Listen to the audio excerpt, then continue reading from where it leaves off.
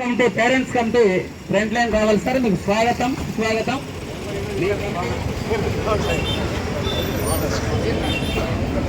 మా యొక్క నేటికి 28వ దినం నిరసన కార్యక్రమానికి విచ్చేసినటువంటి మనల్ని నైతిక మద్దతు పలకడానికి విచ్చేసినటువంటి గౌరవనీయులు ఆదివాస్ ట్రస్ట్ చైర్మన్ గారు కేబీ పడల్ గారు, అలాగే అతని బృందమన్నది కూడా మన యూనియన్ తరఫున ప్రత్యేకమైనటువంటి సాధారాహ్వానం పలుకుతూ వారు వేదిక మీదకి ముందుకు రావాలని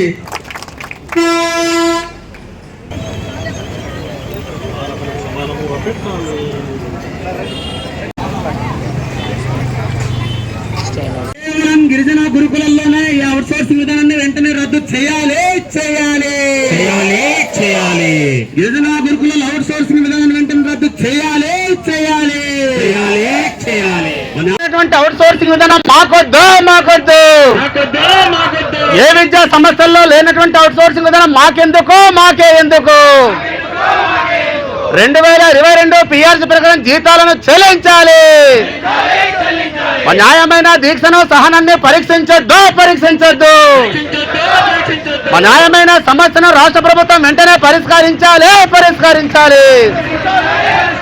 న్యాయమైన డిమాండ్స్ ను గురుకులాధికారులు వెంటనే పరిష్కరించాలి. 2022 పిఆర్సీ ప్రకారం జీతాలను చెల్లించాలి. సమాన పనికి సమాన వేతనం చెల్లించాలి.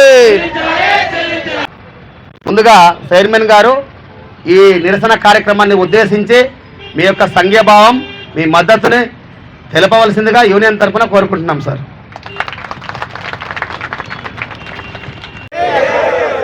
జై ఆదివాసీ.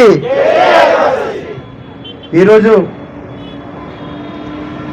ఇక్కడ ఇంతటి దుర్గరమైనటువంటి జీవితంలో మనం గడుపుతున్న దినంగా భావించే ఒక దినంగా మనం చూస్తున్న దినం.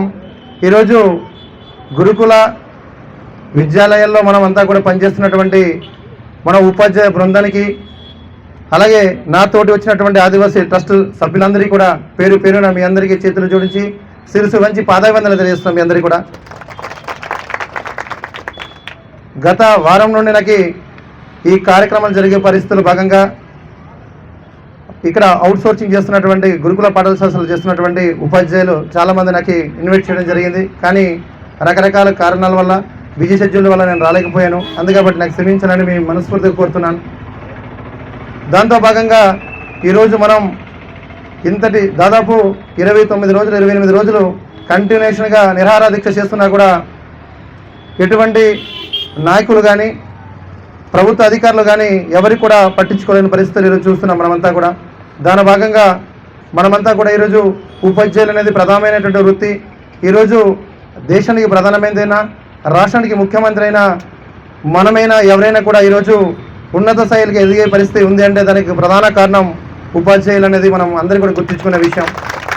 దానిలో భాగంగా ఈరోజు నా ఆదివాసీ బిడ్డలకి, నా ఆదివాసీ ప్రాంతాల్లో పనిచేస్తున్నటువంటి దాదాపు 191 గురుకుల పాఠశాలలు ఉంటే దానిలో దాదాపు 32 పాఠశాలలు మన ఆదివాసీ ప్రాంతాల్లో ఉన్నటువంటి పాఠశాలలు. దీనికి మనం పూర్తిగా మనం తెలుసుకోవాల్సిన బాధ్యత ప్రతి సభ్యుడికి ఉంది. నేను చదువుకున్నది కూడా గురుకుల పాఠశాలలో చదువుకున్నాను. దాని కారణంగా ఈరోజు నా ఆదివాసీ ప్రాంతాల్లో ఉన్నటువంటి గురుకుల పాఠశాలలైనా, రాష్ట్రానికి ఉన్నటువంటి 191 గురుకుల పాఠశాలలైనా కూడా సరైనటువంటి వేతనాలు లేని పరిస్థితి కారణంగా ఈరోజు మనమంతా బాధపడే పరిస్థితి. దాంతో భాగంగా నా ఆదివాసీ బిడ్డలు దాదాపు 15 సంవత్సరాల పాటు నిరంతర ప్రక్రియ భాగంగా విద్య అందించే భాగంగా నా ఆదివాసీ పిల్లలకి కూడా అందించే భాగంగా ఇక్కడ పనిచేస్తున్నటువంటి నా ఆదివాసీ బిడ్డలు, ఉపాధ్యాయులుగా పనిచేస్తున్నటువంటి నా ఆదివాసీ బిడ్డలు కూడా సరైనటువంటి గౌరవ వేతనం లేక దాదాపు 15 సంవత్సరాలు అంటే ఆషామాషా కాదు. అప్పటి నుండి కూడా అరాకొర జీతాలతో వీళ్ళు బతికే పరిస్థితి చూస్తున్నాం మనమంతా కూడా. అందులో భాగంగా ఈరోజు రాష్ట్ర ప్రభుత్వం ఉన్నటువంటి ముఖ్యమంత్రి వర్యులకి, ఉప ముఖ్యమంత్రి వర్యులు కూడా, అలాగే జిల్లా కలెక్టర్ గారు కూడా నేను మా ఆదివాసీ ట్రస్ట్ తరఫున స్వాగతంగా మేము మిమ్మల్ని ఒక రిక్వెస్ట్గా అడుగుతున్నాం సార్. నా ఆదివాసీ ప్రాంతంలో ఉన్నటువంటి ఉపాధ్యాయ సంఘాలకి, గురుకుల పాఠశాలలో పనిచేస్తున్నటువంటి అవుట్ సోర్సింగ్ సిబ్బంది అందరికీ కూడా రెగ్యులర్ చేయమని కూడా అడగలేదు. ఓన్లీ అవుట్ సోర్సింగ్ ఉన్నటువంటి ఉపాధ్యాయుల్ని కాంట్రాక్ట్ చేయమని అడుగుతున్నారు. మిగతా ఏదైతే రాష్ట్రానికి సంబంధించినటువంటి ఎన్నో గురుకుల పాఠశాలలు ఉన్నాయి. ఆ గురుకుల పాఠశాలల్లో పనిచేస్తున్నటువంటి ఎస్సీ గురుకుల పాఠశాలలు, ఎస్టీ గురుకుల పాఠశాలలు, బీసీ గురుకుల పాఠశాలలు ఉన్నప్పటికీ కూడా అందరికీ కూడా ఎక్కడ కూడా అవుట్ సోర్సింగ్ అనే పదం లేదు. ఓన్లీ కాంట్రాక్టుల నుండి రెగ్యులర్ వరకు మాత్రమే ఉండే పరిస్థితి. కానీ నా ఏజెన్సీలో పనిచేస్తున్నటువంటి నా ఆదివాసీ ప్రాంతాల్లో ఉన్నటువంటి 32 గురుకుల పాఠశాలలు ఏదైతే ఉందో ఈ గురుకుల పాఠశాలల్లో మొత్తం కూడా అవుట్ సోర్సింగ్ భాగంగా ఉండే పరిస్థితి తీసుకొచ్చారు. పూర్తిగా వీళ్ళకి ఎటువంటి బీమా కానీ ఎటువంటి పెన్షన్ కానీ ఉండే పరిస్థితులు లేదు. దాని కారణంగా నా ఆదివాసీ ట్రస్ట్ తరపున, నా ఆదివాసీ గురుకుల పాఠశాల పనిచేసిన ఉపాధ్యాయుల తరపున ఈరోజు నేను రాష్ట్ర ప్రభుత్వానికి వినయపూర్వకంగా రిక్వెస్ట్ చేస్తున్నాము. కంప్లీట్గా ముఖ్యమంత్రి వర్యులకి, ఉప ముఖ్యమంత్రులకి, కలెక్టర్ల గారికి అందరికీ తెలియజేసేటటువంటి గొప్ప విషయం ఏంటంటే మా అవుట్ సోర్సింగ్లో ఉన్నటువంటి ఉపాధ్యాయుల్ని కాంట్రాక్ట్ బేస్లో తీసుకొస్తూ వాళ్ళకి మినిమం వాళ్ళ జీవన విధానాన్ని గడిపే విధంగా దాదాపు 50,000 పైన వాళ్ళకి జీతాలు ఉండే పరిస్థితి తీసుకురావాలని ఆ ప్రభుత్వాలకి నేను కోరుతున్నాను సార్.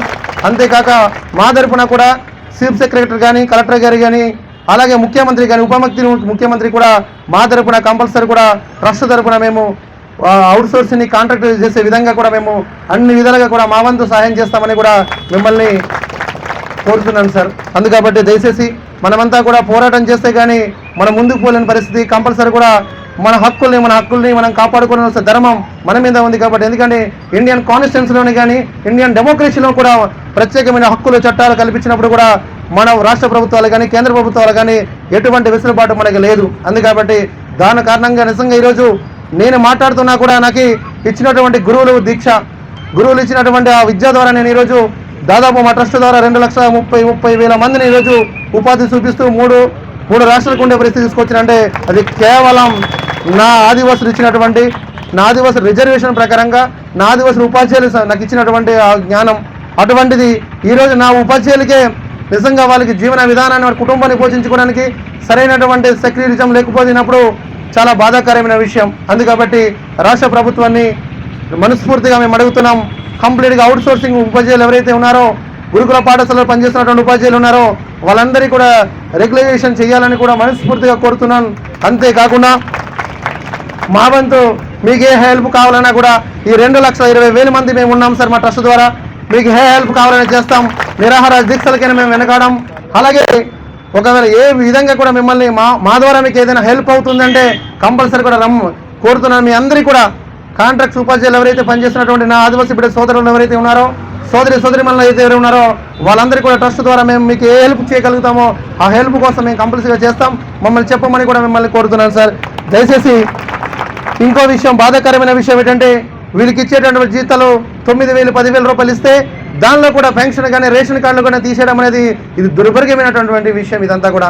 ఎందుకంటే ఈరోజు ఏదైనా ఆపరేషన్ పోవాలనుకున్నప్పుడు నిజంగా టీచర్స్ ఉన్నటువంటి కుటుంబాలని ఆపరేషన్స్ పోవాలనుకున్నప్పుడు లక్షలాది రూపాయలు ఖర్చు అయితే అది ఒక నిజం గవర్నమెంట్ ఇచ్చినటువంటి ఏదైతే రేషన్ కార్డు కానీ లేదంటే పెన్షన్ కానీ లేదనుకుంటే వాళ్ళకి ఇచ్చినటువంటి హెల్త్ కార్డ్స్ ఏదైనా ఉన్నా కూడా దాన్ని కూడా కట్ చేసేస్తే వీళ్ళు ఇచ్చేటటువంటి 9,000, 10,000 రూపాయలు ఏంటి సరిపోతుంది 6 జీతాలు అనేది. అది కామన్గా ఒక రోజు నిజంగా ఒక షాప్లో పనిచేసుకున్న వ్యక్తి కూడా 10,000 రూపాయలు ఇస్తారు జీతం. కానీ విద్యాబుద్ధులు నేర్పేటటువంటి దేశానికి ఆదర్శమైనటువంటి ఉన్నటువంటి ఉపాధ్యాయుల్ని ఈ విధంగా దుర్భరమైనటువంటి జీవితాన్ని గడపడం అనేది చాలా బాధాకరమైన విషయం. అందుకబట్టి దయచేసి రేషన్ కార్డులు కానీ పెన్షన్ కానీ హెల్త్ కార్డ్స్ కానీ ఇది పూర్తిగా ప్లూరిఫైడ్ ఉండే పరిస్థితి కావాలి.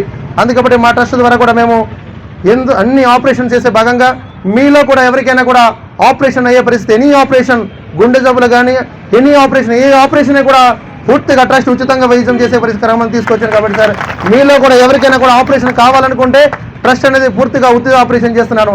ఎన్ఆర్ఐ హాస్పిటల్ కానీ, సెవెన్ హిల్స్ హాస్పిటల్ కానీ, అపోలో హాస్పిటల్ కానీ, శంకర్ ఫౌండేషన్, ఎనీథింగ్ మొత్తం కూడా విశాఖపట్నంలో ఏదైతే కార్పొరేట్ హాస్పిటల్ ఉన్నాయో ఆ హాస్పిటల్ ద్వారా ఎన్ని లక్షలు ఖర్చు అయినా కూడా పూర్తిగా ట్రస్ట్ ఆపరేషన్ చేసే కార్యక్రమం ఉంది. కాబట్టి మిమ్మల్ని కూడా ఎవరైనా మన సోదరులకు ఎవరికైనా ఆపరేషన్ కావాలన్నా కూడా ట్రస్ట్ ద్వారా కూడా ఇచ్చే పరిస్థితి తీసుకొచ్చాను.